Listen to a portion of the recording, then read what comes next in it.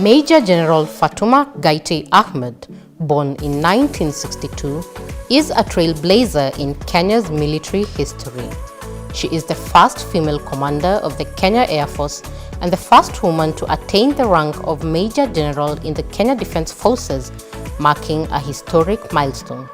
She joined the military in 1983 through the Women's Service Corps, where she excelled in logistics, personnel management, and operational strategy, steadily rising through the ranks. As of 2024, she has served in the military for 41 years, demonstrating unwavering dedication and exceptional leadership. In 2024, she was appointed as the commander of the Kenya Air Force. Under her leadership, she has prioritized modernizing operations, enhancing gender inclusivity, and fostering regional security cooperation. Major General Ahmed's career reflects her resilience, groundbreaking achievements, and commitment to excellence in Kenya's defense forces.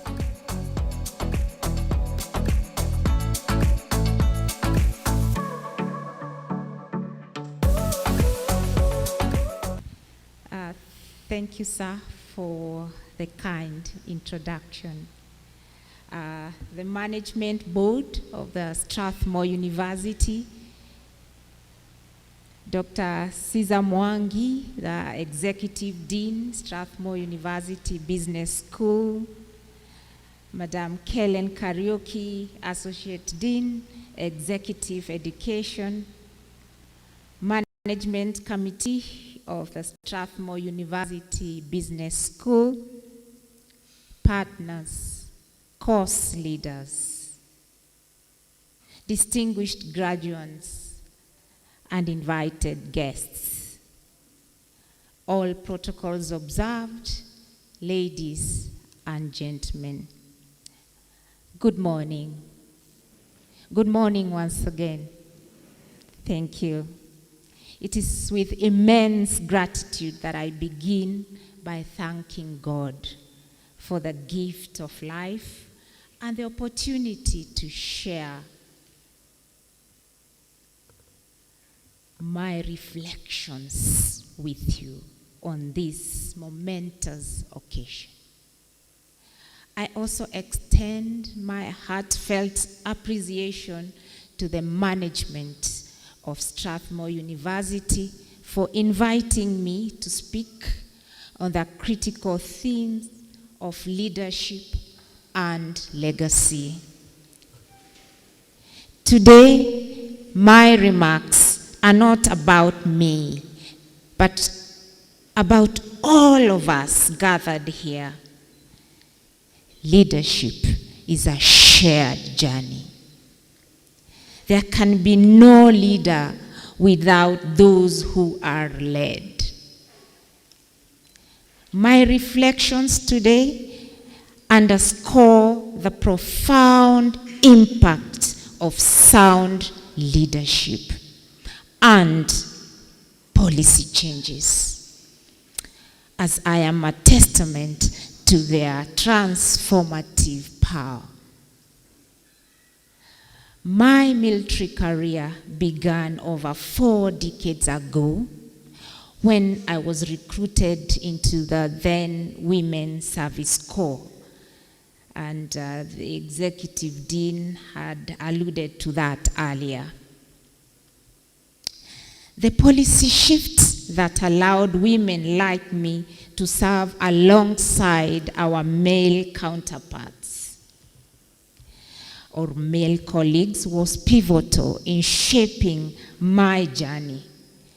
Over the years, I have risen through the ranks, holding various appointments for which I humbly thank the Commander-in-Chief.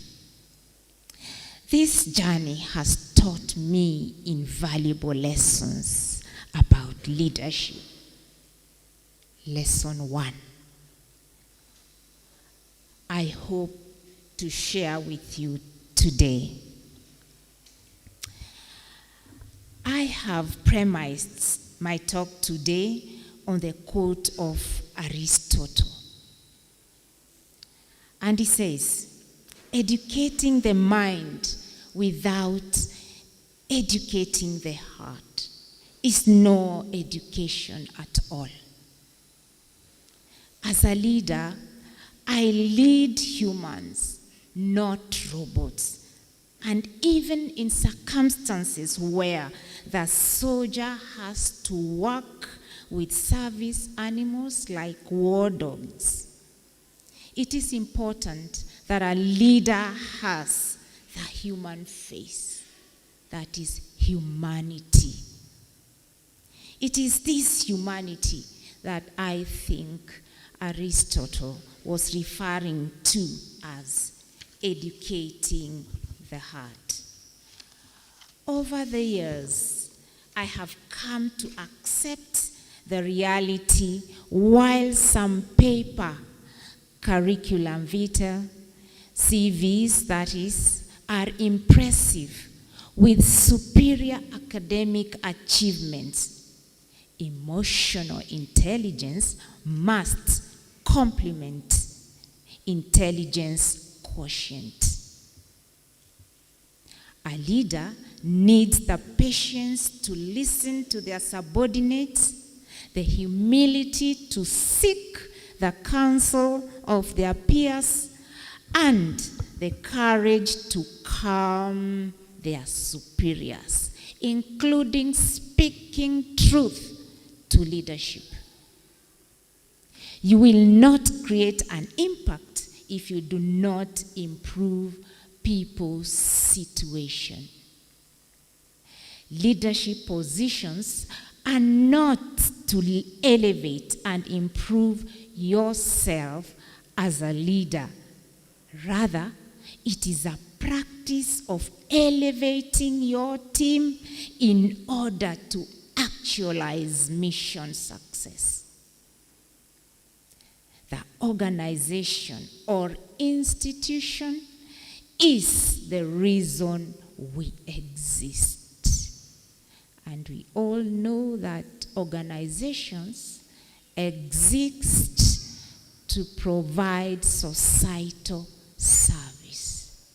So where is the place of leadership, the place of core values in an organization, the place of meaningful transformation, including the transformation of the people that work in that organization, including transformation of mindset, including how then we connect with the people that we lead.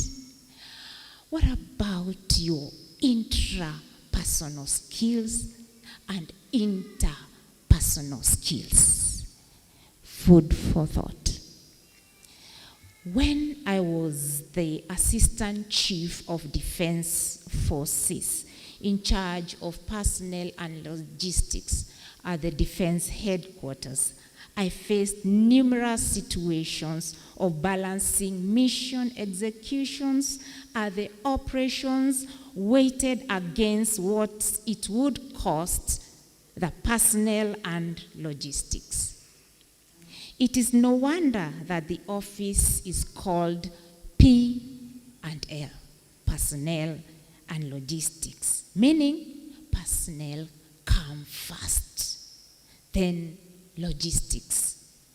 In the military, a mistake in command, logistics, and or intelligence costs actual lives. The loss of human life. As a leader, I realize no mission success is worth wanton loss of human lives. I would say soldiers are not psychopaths, delighting in human suffering and the horrors of death.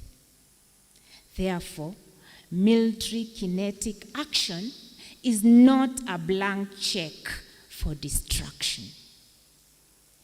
War itself is governed by what is called the law of armed conflicts on one hand, and the international humanitarian law on the other hand. As the commandant of the Kenya Military Academy, when I was deployed there, my duty was to inculcate the importance of these two laws into future officers, the cadets I was training. After commandant at the Kenya Military Academy, I served as the senior directing staff at the National Defense College. Here, I supported the National Defense College participants, being officers of the rank of colonel and equivalent civilian, into appreciating the delicate orchestration of all the instruments of national power, including defense, diplomacy, and the economy. Leadership has afforded me the opportunity to listen to younger and junior officers with better ideas than mine. I dare say even more IQ than mine. Rather than suppress these to pamper my own insecurities, as a human person, I have accepted some of these ideas and transformed systems and structures, thereby improving experiences. Have I been pushed to the wall by unrealistic targets by my superiors? The answer is yes. Have I felt like quitting? No. I have instead gone back to my initial signals training meaning a way of communicating in the defense forces.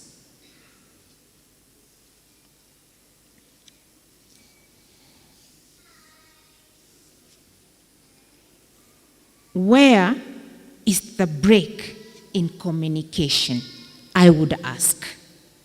In the military, there is the concept of clarification, one-up, and I would always pursue that option to ensure I position myself well to deliver on the mission. It's all about quality service delivery for the common good, noting that I am a critical change agent in our national security ecosystem. So, gathering courage, I have gone back to my superior to seek clarity or give my position. Ladies and gentlemen, it is as Commandant Kenya Military Academy that I feel I had the most impact. You see, to train an officer cadet, you first break them from civilian into a class 3 soldier, and from class 3 soldier into an officer. This process is painful physically and emotionally. It is a shock action that concurrently builds physical strength, improves attitude, elevates aptitude, and filters out undesirables. Cadet training is not for the faint-hearted. Yes, yet as a commandant, I must find balance in order to produce a well-rounded officer, capable of containing their emotions, harnessing courage, and leading troops into danger courageously. It is also as a commandant Kenya Military Academy that I have felt a sense of loss when the officer cadets would commission as second lieutenants and absorbed by services. The three services, the Kenya Army, the Kenya Air Force, and the Kenya Navy. I was left asking myself if I had given my country the best quality officers, if I had prepared leaders with integrity, courage, and the requisite nascent humanity to lead others. And that is what our executive dean was talking about. For me, legacy is not left in physical structures, rather in the hearts of those we have interacted with.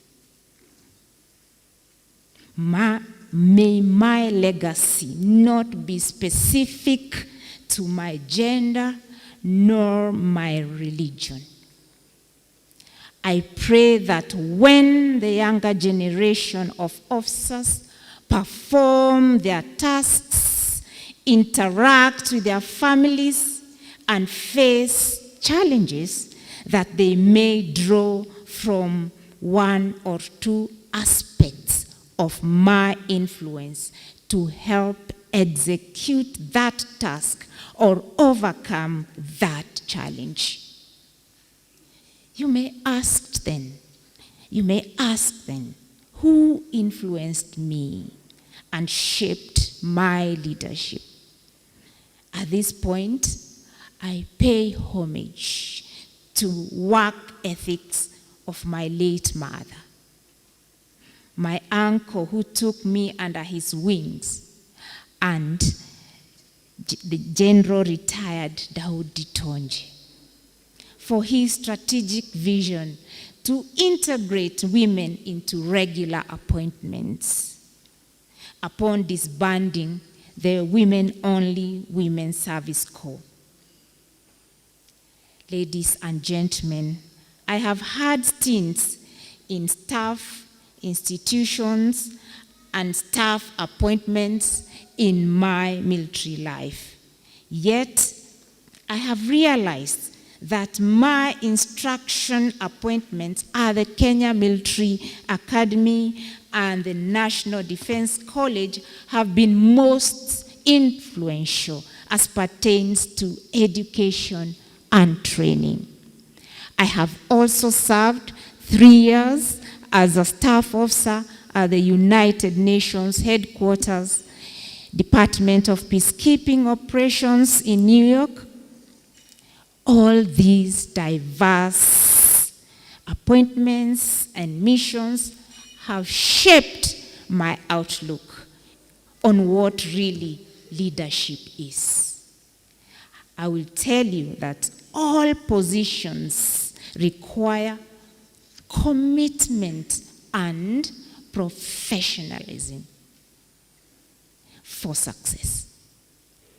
The impact is not an isolated episode. Rather, it is the cumulative whole of different tasks done well. So let's reflect a bit on what I have said before I proceed. From the diverse representation of nationalities and institutions here, we can all agree that leadership is not about wielding authority. In my role as Commander Kenya Air Force, I am entrusted with ensuring the security of Kenya's airspace, a mission that cannot be accomplished alone. It requires a dedicated team of officers and service members working together under effective leadership. Leadership, therefore, is about influencing others and managing resources efficiently and effectively. I find myself repeating what the executives dean had said, what he had motivated us to embrace. I firmly believe in transformational leadership, which forms the foundation of strong, sustainable, and resilient institutions. Transformational leadership involves working with teams to identify needed changes, creating a vision to inspire those changes, and executing them collaboratively. Today, allow me to focus on 5 key principles that underpin effective leadership and legacy. Commitment beyond self.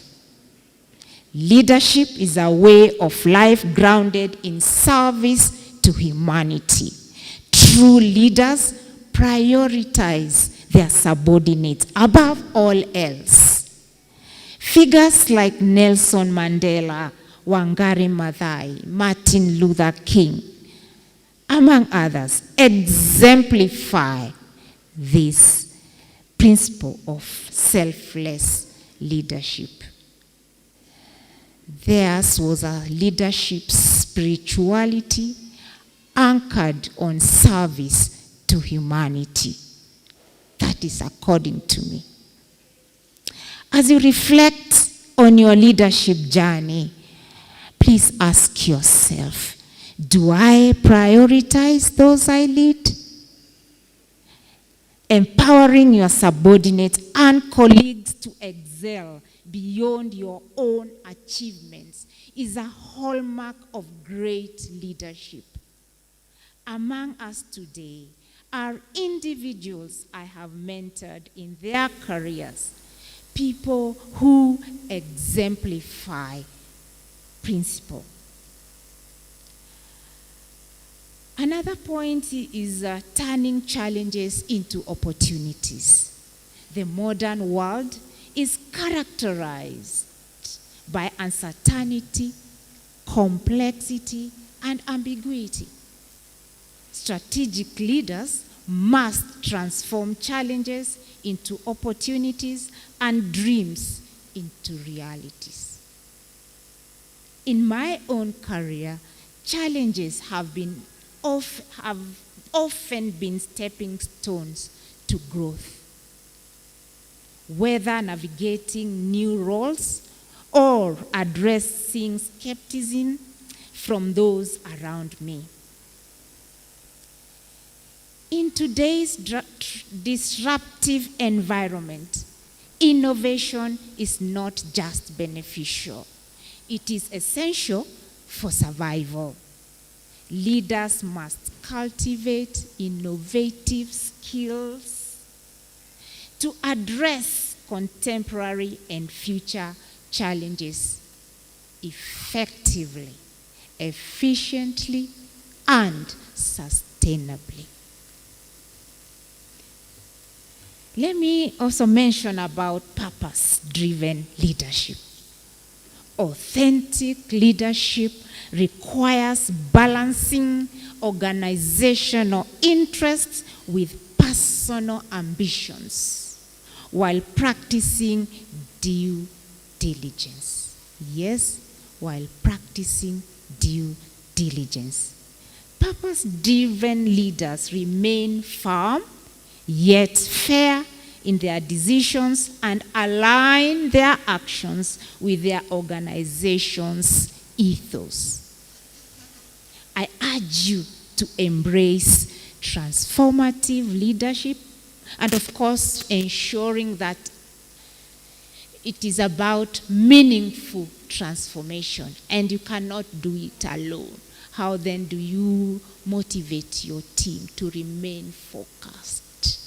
How then do you take care of the welfare of your team members, and so on and so forth?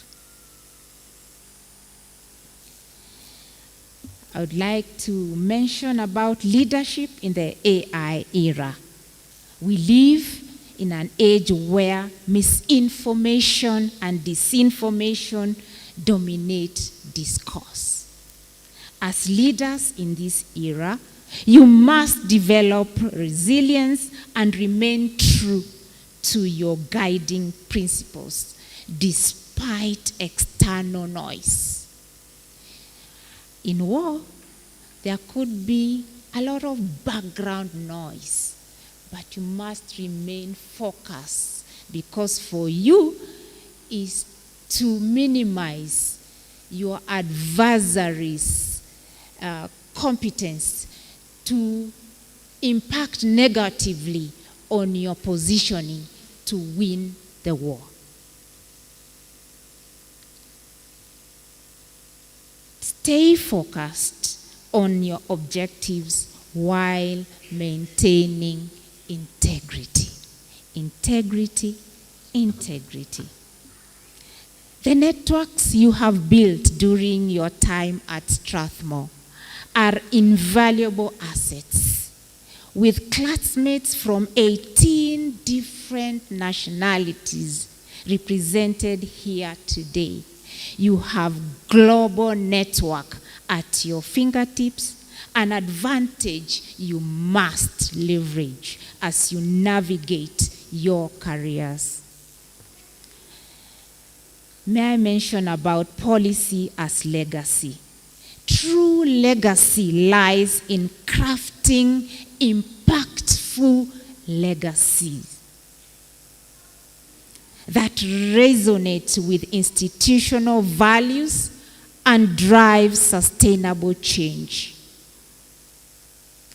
Ethical policies provide frameworks for governance, stakeholder engagement, and long-term resilience of our organization.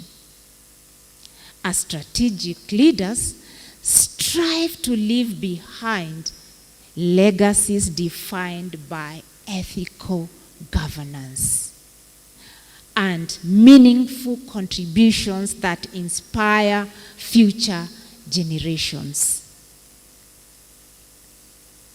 As great leaders, always take time to celebrate milestones, such as your graduation today. Institutions across various sectors await you as renewed graduates, ready to inject vibrant energy into their missions. Yes, vibrant energies into their visions. As you step into your roles as leaders, remember to embody qualities such as resilience, accountability, humility, transparency, openness, respect, and endurance. The very values Strathmore instills in its students. Shape lives through mentorship, both vertically, that is with those above, and horizontally with peers. By doing so, you will leave behind legacies that truly matter. Before concluding, let me introduce some individuals whom I have mentored during my career. They stand as living proof of the importance of empowering others.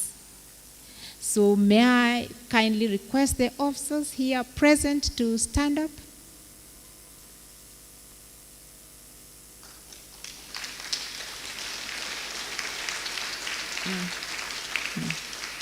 Thank you. Thank you. To the graduating cohort, congratulations. And congratulations once again. Congratulations on this remarkable achievement. Your time at Strathmore has been invaluable in preparing you for the future ahead. A future filled with success, fulfillment, and endless opportunities. As we approach the festive season, please allow me to wish you all joyous holidays filled with happiness and peace. Asante sana, merci beaucoup, I thank you.